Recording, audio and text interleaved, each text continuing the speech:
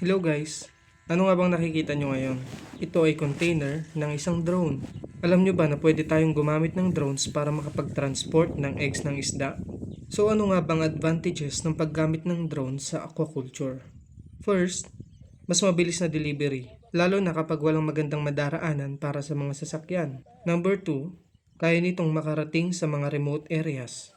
Number 3, less stress na rin para sa mga eggs. Number 4, pwede rin tayong makatipid dahil hindi na tayo gagamit ng diesel o ng iba pang mga petroleum products. At number 5, useful sa mga emergency deliveries. Pero syempre may mga disadvantages din tulad ng small capacity, limited battery life, pwedeng maapektuhan ng weather, high investment cost, risk of technical failure at kailangan mo ng lisensya para makapag-operate nito. Maraming advantages ang paggamit ng drone sa aquaculture at meron din naman disadvantages.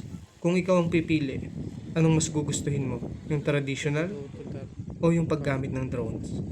Ako nga pala si Jeff, ang inyong aquaculturist sa Kenya. See ya! God bless you.